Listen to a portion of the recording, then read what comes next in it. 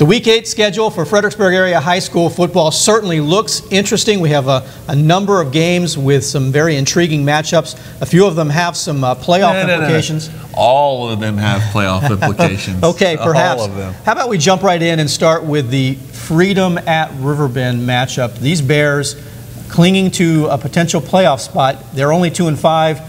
Is it a must-win for them? Every game, I'm not going to say every game is a must-win, but you look at what they have left, and I look at the Freedom game and I look at the Garfield game. Win those two games. Those are critical, crucial games, especially this one. Right now, Riverbend is 8th in the division of the 6A South. If the playoffs started today, right, Riverbend is in, going to Colonial Forge. They got a chance. You know, even at 2-5, the record they've played is so tough. The schedule they played is so tough, right, that they're scoring power points. You know, especially with Cortland wins and Chancellor wins and Massaponax wins every time. It helps Riverbend out. The Bears need wins. This one's a big one. Freedom's got 3 wins, lots of power points to be had, and Freedom 1 spot ahead in Riverbend in the standings. Big game for Riverbend. Big game, absolutely. Big game, huge game for Riverbend. I think that it matches up well for Riverbend. Looking at the potential matchup, it should be an exciting game. I suspect it's going to be a close game. Riverbend has played a number of those. Yeah. This should be an interesting game.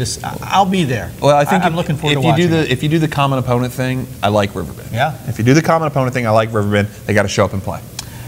They have, so they're 8th right now in their half of the 6A South. That's well said. A couple of other, let's not try to do that again. A couple of teams that are a little bit farther up than them will be getting together here on Friday night. Colonial Forge visiting Hilton, both teams 6-1. Both teams obviously already have I think we can say these are already in the playoffs. Yeah, these are playoff teams, but they are really positioning here for home field, at least for their half. And, and a great matchup in so many ways. Of course, Bill Brown was Hilton's coach, you know, won so many games for them, so I'm sure he likes going and playing the Bulldogs every single time. Hilton with a really strong running game.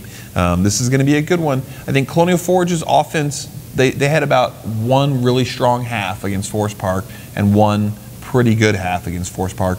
Need the full game. Got to stop the run against Hilton. You know, this is a big one.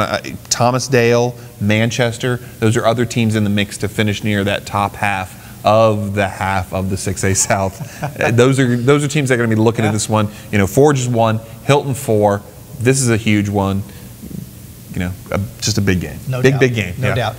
But it doesn't stop there. We also have something that's a little bit more local, at least to the Fredericksburg area. A Stafford County matchup. 6-0 Mountain View meets a 5-1 Brook Point team. Wow, this is going to, you know, we talked earlier about the dominance of 5A. This one certainly is going to, someone's going to have some bragging rights here. Yeah. 80 combined points, 70. You think so? Man, I don't. You know, the Brook Point defense, on the other hand, did a really, really good job against North Stafford. You know, they had 8 sacks. They blocked some kicks. You know, Brook Point's defense played really, really well against North Stafford. Mountain View 6-0, and their offense has not been stopped, even by Colonial Forge. Right. You know, Mountain View's offense has been stopped by no one this year. Brook Point, this is a big tester for them, and another big one that's going to help sort out that 5A North. You got Mountain View, Massaponax, Brook Point, North Stafford, all in a clump, all near the top half of the region. This is going to be a big one as we spend these last 4 weeks sorting that out. Here's one of the first big, well, I think last week, North Stafford and Brook Point. That was the first one. Yeah. Here's the second one. Now you got Mountain View, Brook Point.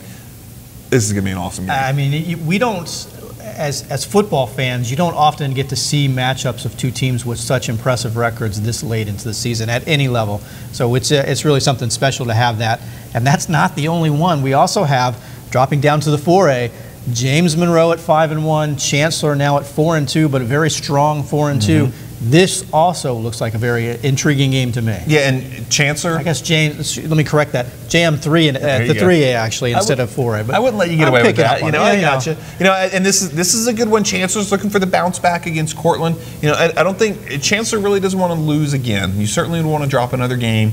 You know, you risk maybe falling out of that top half where you're at home in the first week, and you got a chance to be at home in the second week. You know, Chargers don't want to lose again. This is a big one. They got to pick it back up and regather themselves after the Cortland game. That's an emotional game, I'm certain. And you got a short week. You played on Monday, playing on Friday. That. Yeah. So what do you think that this? It's been a strange couple of weeks. We had weather this past Friday, weather the previous Friday due to the the hurricane that didn't end up in the nor'easter and all that. Well, a lot of rain that has postponed games. How's that impacted? We haven't talked much about how that impacts teams in preparation. You know, some of the games 2 weeks ago were moved up to Thursday. Some were played on Saturday. Some were played on Monday.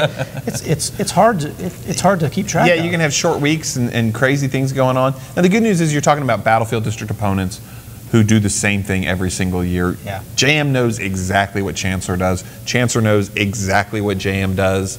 You know, these aren't unfamiliar teams. You know, for JM, I think the test is, I would go so far as to say this is the best offense James Monroe has played against since Dinwiddie, James Monroe's only loss. This is the best offense they've seen since that game. So the defense is going to get called upon here. You know, Cortland scores 3 touchdowns unanswered to end the game against Chancellor and run away with it. You know, JM's going to need something similar. They're going to have to find a way to shut Chancellor down, or you get into, you know, a shootout and you go back and forth and you score a bunch of points. I think Chancellor, JM, the defense is going to be tested for sure. Man. Is there any way that we can spread these out so that we can sort of have a buffet of football games again this weekend? What does the weather look like on Friday? You know, I think the weather like actually looks kind of nice, though. I like that move. Let's go Thursday, Friday, maybe a Saturday afternoon game, maybe a Monday game. That sounds good to me. Let's do it. It works out well for those of us who enjoy watching the games, maybe not so well for those planning and playing in them, but it certainly makes for an interesting time. It's going to be an exciting week. Lots of power. You know I love PowerPoints. My favorite thing in the world. Yeah. Lots of PowerPoint shuffles coming up this upcoming week. Okay. Yeah. Lots of great games. I hope that you see at least one on that schedule that intrigues you. Make it out and catch one of these great high school football games.